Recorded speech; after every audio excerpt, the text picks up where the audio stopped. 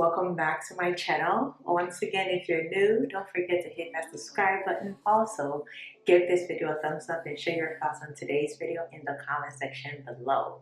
So in today's video, I'm going to show you guys how I refresh my Afro puff and also how to get a full and thick Afro. Let me repeat. So in today's video, I'm going to be showing you guys how I refresh my Afro throughout the week, and then also how to get a full and thick Afro. You don't have to have long natural hair to get a full and thick Afro. You do not have to have long natural hair to get a thick and full Afro. So keep watching to see how I get this done. If you guys have been watching my channel, I'm sure this video would go out after those videos go out, but I did install mini twist in my hair. Yes, I did install mini twist in my hair, and then when I took it out, so this was the mini twist right here, and when I took it out, I got this. So this style was after me unraveling my mini twist for the first time around. And then when I separated further, I got this. So this is the further separation. This is what I got. So I decided to put my hair in what? An Afro puff, because we are always on the go. And when the go gets going, your hair needs to be ready to go. So here we are. But eventually, the inspiration behind today's video is just to show you guys how I refresh my Afro throughout the week, and then also being able to get a full thick Afro, because it is what it is, okay? So stay tuned. This should be a short video. It shouldn't be a long video. Ooh. We're gonna need a few things, a few tools here and there, okay? So you're definitely gonna need a hairbrush, and then you're going to need an edge brush, gel, handy dandy gel, and oil. I'm going to be using the spray mist oil because I wanted a mist form for the Afro itself. If you do feel the need to oil your scalp, you can go ahead and use this to oil your scalp. This is my tea tree oil. Plus, you need an elastic band. Some people use pantyhose to do this, but my hair is so thick that it needs the tension and the pressure. So I haven't tried the pantyhose trick yet, so I'm definitely gonna consider trying it. But I did get this from, you can get it from Amazon. It's an elastic band. It's the one that the dressmakers or seamstresses or tailors would use. I have to use this because this gives me the necessary pressure pull that I need. And then once I get my hair in place, I can release the pressure of the tension, because we're not keeping it in our head. You're gonna end up with a headache. So yeah, this is for sure, you're gonna need this. Not forgetting our Afro pick. Mind you, the focus of this is around the perimeter of my hair. The reason I'm adding water is so that it makes it easy for me to brush my hair, and then when I apply the gel, it would allow it to set better, and then it makes my hair more malleable. But when I did do the mini twist, I did it on stretched hair. That's how come I got a lot more volume and length with my Afro this time around. So I don't want to use too much water, or I'm gonna lose all that. And then I'm gonna go in with my pick.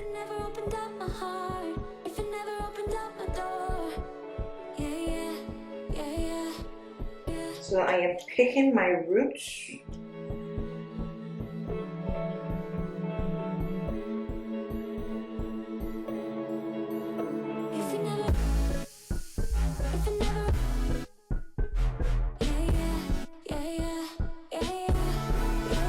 Alright, so I'm going to show you guys the right way and the wrong way. Not necessarily the right or the wrong way, just that the way to get thickness and the way not to get thickness and fullness, okay?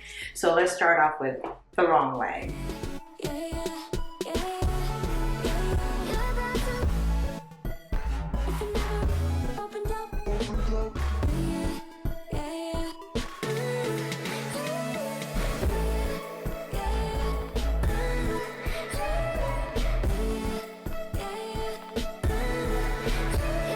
So the difference will essentially be is that the closer you get to the crown area of your head, the smaller or the less full or thick the afro appears. This will not necessarily be like the best representation of this because my hair is stretched and is full and it has a lot more length to it right now. But putting my hair like this makes my afro look smaller and less thick or full, if you want to put it that way. This is because I'm closer to my crown area than I am to the perimeter of my head. So if you want a very full and thick afro, you have to be as far away from your crown area as possible. However, if your hair is super short, you can't go too far and you can't go too close. So it's kind of tricky, but the good thing is that once you're using your elastic headband and you're wrapping and you're pulling your strands closer to your crown area, when you get to the point where you prefer or like or you're pleased with the thickness or the fullness of the afro, then you can stop there. But the good thing is that at least with my type of hair, which is 4C, it's thick and it's fluffy and it goes where you want it to go. So my hair doesn't fall. So if no matter where I am, I will still get the grip that I need to hold the afro in place. I cannot say the same for 4A, 4B, and the rest. But what I know is with 4C natural hair, it doesn't fall. So it's very thick, so and coarse. So you can put it where you want to put it. So this is the first. This is how it would look if the closer you get to your crown area. So it's going to be this versus the other style that I'm going to show you, okay?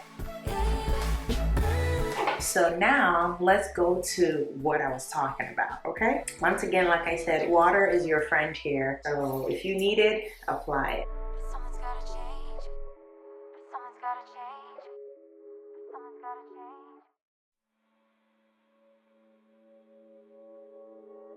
Don't know what we have to do, but someone's gotta change. That makes two of us.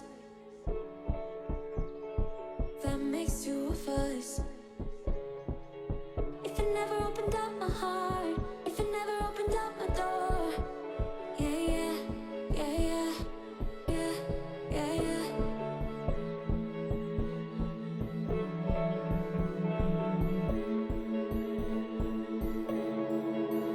So like I said, the further you are away from your crown area, the more full your afro gets, right? So right now, as you can see, I'm more closer to the perimeter of my hair or to the edges of my hair than to my crown area.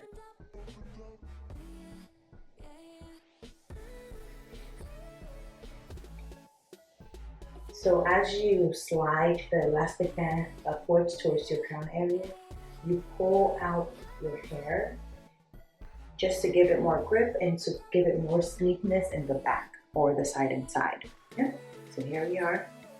I can go further if I want, but if I also want to come outwards more, I can do so too. But for today, we're going to stay where we are. So there we go. Easy peasy, right?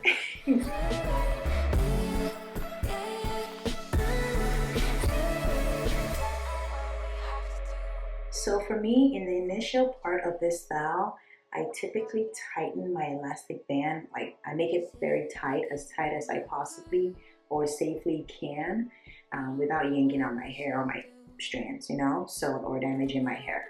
So that's what I try to do. I try to make it as tight as possible for now because mind you, I'm molding my hair. So because I just applied the gel to it, I want to make it as tight as possible. That way, once it dries, the gel sets, it molds the hair to where I want it. And then I go back in to loosen the elastic headband because we're not keeping it tight throughout the day. You're going to end up with a headache. That's not the goal. Let's go in and deal with the perimeter of our hair, and then once we're done, we'll go back to the afro itself.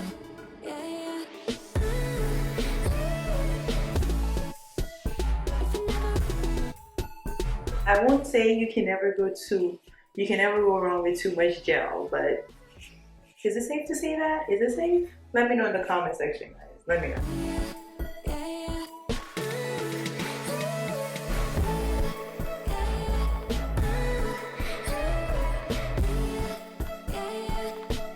So I'm wrapping this because I'm giving the gel the opportunity to set and to hold my strands.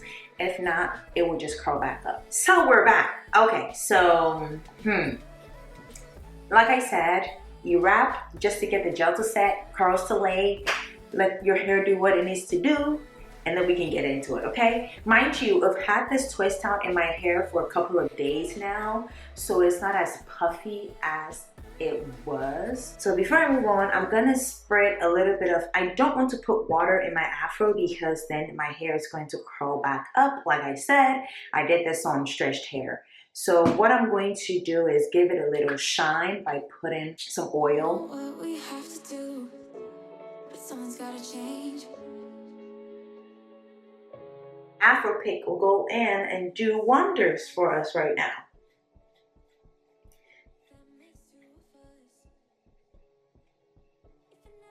So this is me just shaping the afro because we don't want it all over the place. Yeah, yeah, yeah, yeah, yeah.